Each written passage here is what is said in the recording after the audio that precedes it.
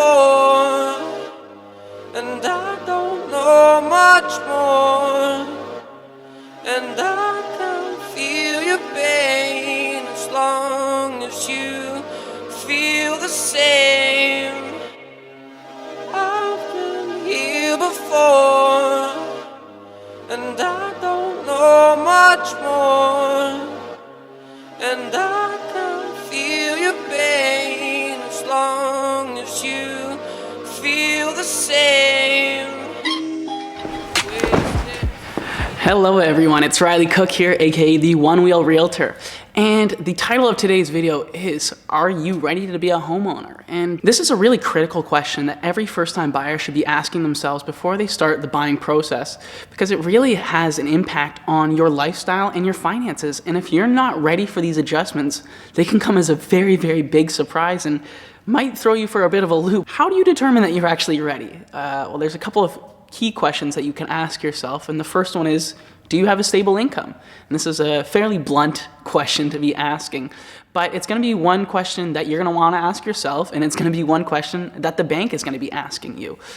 They're going to want to know how long you've been at your current job, how much you've been making, if you've had any salary increases, any salary decreases. Do you have any plans on switching careers? If you don't like your current job and you see yourself leaving in the next year or two, you might want to put your home buying plans on hold, because that will affect your ability to get a mortgage approval, because the bank's going to say, hey, you've just switched to this new job. You need a bit more experience there. You need a bit more skin in the game at that job before we say that we're going to give you an approval. Another key question that you need to ask yourself is, are you carrying any debt? And this debt can range from anything from your credit card to student loan payments to a car payment to whatever. If you have any debt that's outstanding that might affect your ability to make a mortgage payment in the future, you might want to address this and consolidate and pay off this debt before you start with your home ownership goals. This goes into our next question, which is, what kind of home do you want? You need to figure out whether a house or a condo is better for your lifestyle. And you need to know where you want to live and whether this is actually realistic for your budget. The other thing that you need to take into account is, how long of a commute do you want to take to work? Do you want to spend 5 minutes just walking outside and being right at your job, or do you mind having an hour-long commute?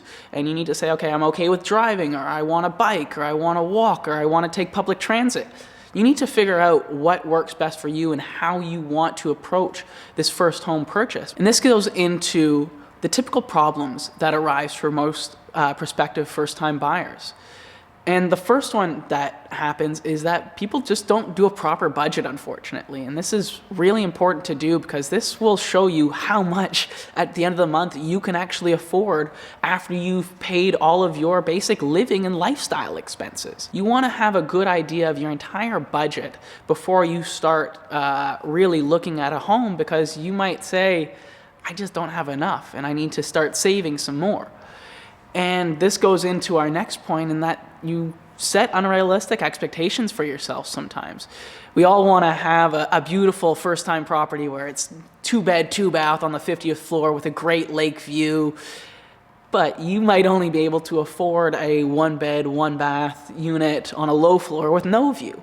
And you have to realize that you might have some unrealistic expectations for what your first property is going to be, and realize that there are steps to home ownership. You're not going to get everything right off the bat, and you're going to have to incrementally move yourself up the home ownership ladder. So this goes into our last common issue, in that people just aren't ready for the adjustment and lifestyle change and the finances change that comes along with that. You might be surprised to see that you can't afford that extra vacation at the end of the year that you're used to doing, because you have to make your mortgage payment, or you had to make a repair to your fridge or something like that. So what are some of the ways to mitigate these home buying issues? Well, the first thing that you can do is use our budget planner that I'll provide below, and you can download for yourself and complete. And this form's really, really fantastic to use, because it shows your net monthly income, and it easily allows you to track and calculate your monthly expenses and payments. And this is very important to do, because all of these tiny expenses that you might not think add up and could potentially have an impact on your mortgage approval rate or your ability to pay that mortgage do add up if you look at them carefully. And that's why we give such a detailed form for everything that's on there that allows you to see what your net monthly income is, minus your total lifestyle expenses to give you your net left for housing costs. And this is a very, very important calculation to do because you might see that number at the end of the month is not very much. And you won't be able to buy the property that you want or even get into the market with that much. So it'll allow you to say, okay, I need to cut this part of my expenses out to allow myself to start saving more to get to that position where I want to be so I can purchase the home that I want. The next thing that you can do is meet with a professional like myself to discuss what properties actually will work for you, especially if you're a first-time buyer in a city like Toronto. There's going to be compromises, unfortunately. I had to do them myself when I purchased the place. So there's always going to be a give and take. So you can say, okay, I want this location, so I'll give up a bit of size. I want this size, so I'll go to this location to get it. Things like this, when you come together with a professional, will allow you to focus on the areas that work best for you and your search profile.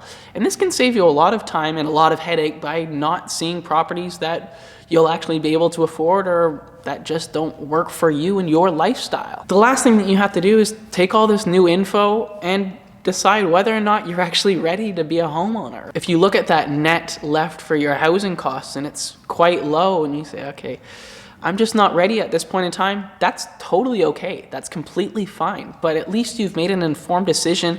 And if you do want to have home ownership goals for the future, you've got a basis of what you can work on to get there. And if you've gone through all these questions and you say, yes, I am ready, well then stay tuned for our next episode where we're going to talk about what the home buying process looks like from start to finish. So I hope to see you there. As long as you feel the same.